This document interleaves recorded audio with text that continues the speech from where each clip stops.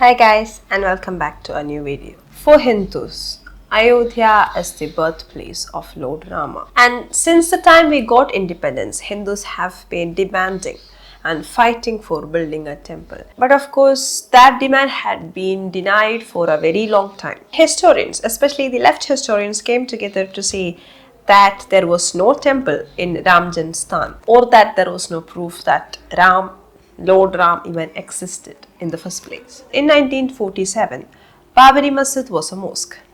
2 years later, on the night of 22 December 1949, an idol of Ram Lalla appeared mysteriously inside the mosque, transforming it for all practical purposes into a temple.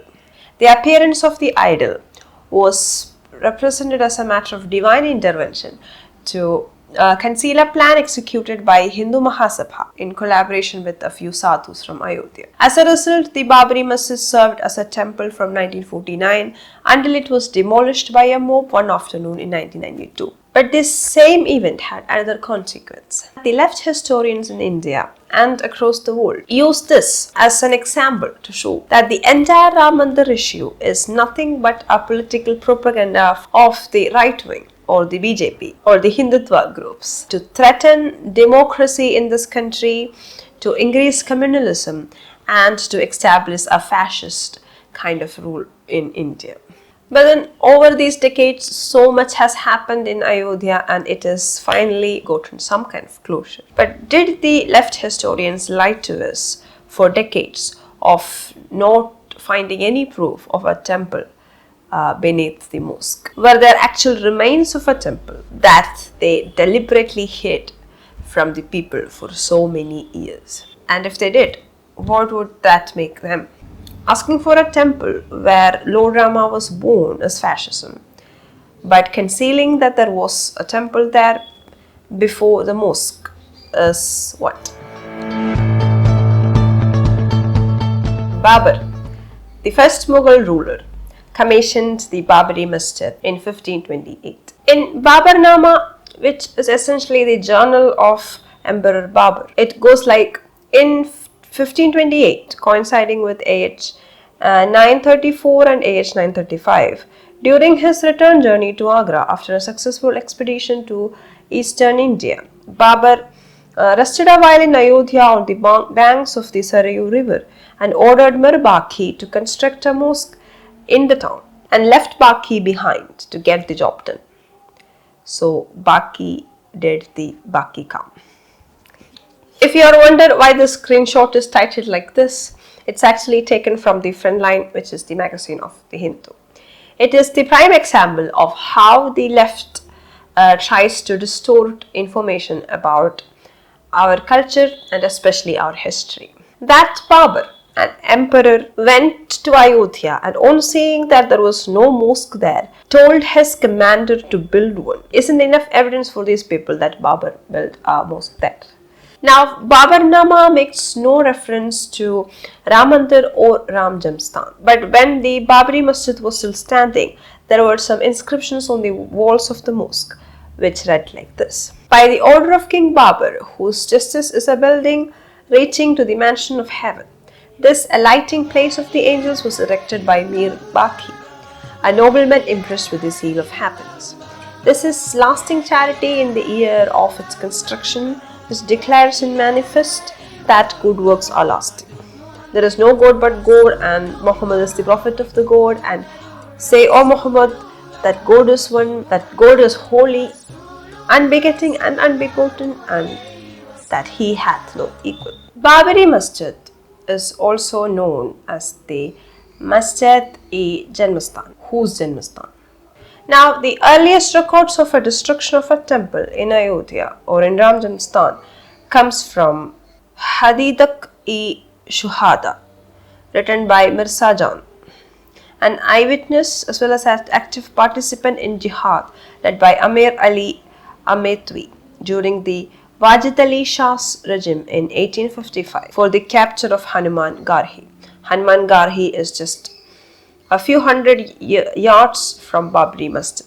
Likewise, they cleared up Fasiabad and Awadh too from the filth of reprobation. that is infidelity, because it was a great center of worship and capital of Rama's father. Where there stood the great temple of Rama Janmabhoomi, there they built a big mosque, and where there was a small mandap, there they erected a camp mosque. The Janmasthan temple is the principal place of Rama's incarnation, adjacent to which is the Sita Ki Rasoi. Hence, what a lofty mosque was built there by King Babur. There is one more record of a temple being destructed. The Islamic rulers across the centuries had an outspoken motive of cleansing the lands that they captured of any non-Islamic influences that they may have, and to establish pure glory of Islam. So maybe they really didn't care what the Hindus believed in this land. They really didn't care what they were demolishing. They were just annoyed and disappointed at all these people believing in what they did not believe in. And maybe that's the reason why in the older records there was no mention of Lord Rama or Janmasthan or anything, because it really didn't bother Islamic rulers what they were destroying in the wake of spreading the word of Islam. If that's true, it really shows how hegemonic and oppressive the Islamic rule really was in India at that time, and how Hindus were really restricted to practice their own faith during that time. Now, just to spice things up, there is a European account of a temple existing. Emperor Aurangzeb destroyed the fortress called Ramkot and built at the same place a Mohammedan temple with 3 domes. Others say that it was built by Babur.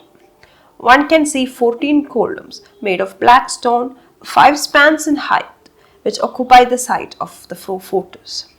12 of these columns now support the inner arcades of the mosques. 2 of the 12 are placed at the tomb of Amur. It is said that these columns, rather the pieces of columns which have engravings by craftsmen, have been brought from Lanka or Salandip island by Hanuman, the king of monkeys. There are more than these historical records that I talk about in this video about the destruction of a temple. If you are interested to know more about them, I will share the link in the description.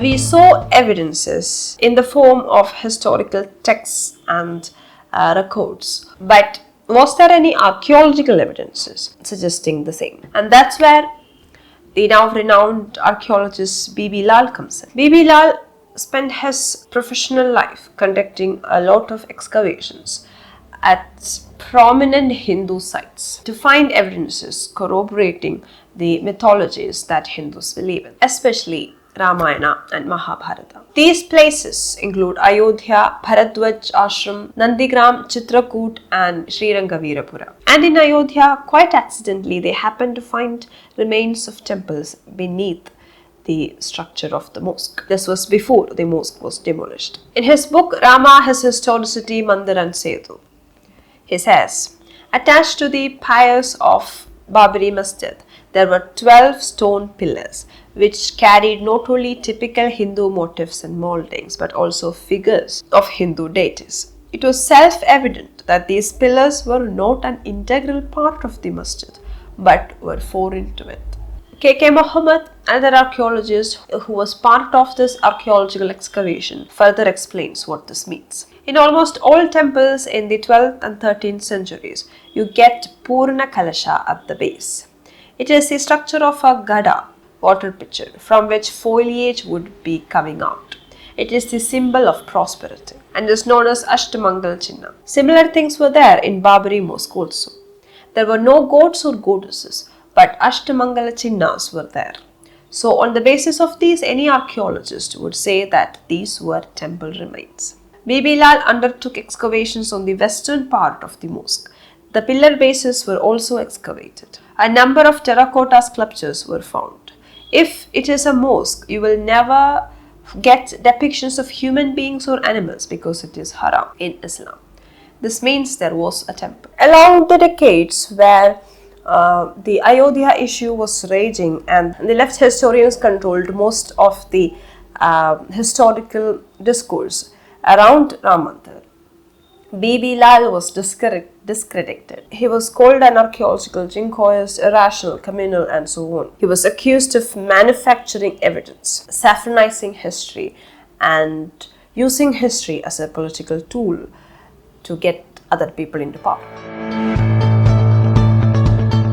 But the High Court of Allahabad and the Supreme Court took a very different direction. The courts upheld B.B. Lal's findings in that excavation, and they questioned the left historians on their claim that there was no temple in Ram Janmabhoomi. In May 1991, the left historians R. Sharma, M. Atar Ali, D.N. Jha and Suraj Bhan had put together a report titled The Historian's Report to the Nation in a bid to counter the wildly popular campaign of the Vishwa Hind Parishad that there was a temple and Ayodhya was the birthplace of Ram.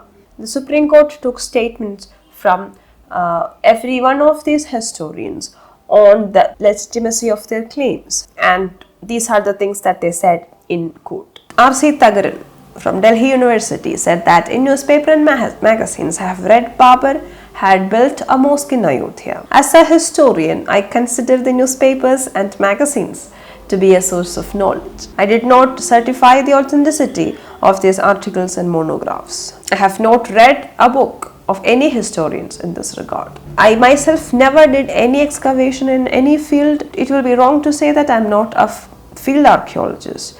Rather, I am just a table archaeologist. Sushil Srivastava, a PhD holder from Allahabad University, says that from the research carried out by me, I found no evidence regarding this disputed site to suggest that this mosque had been built after demolishing a temple.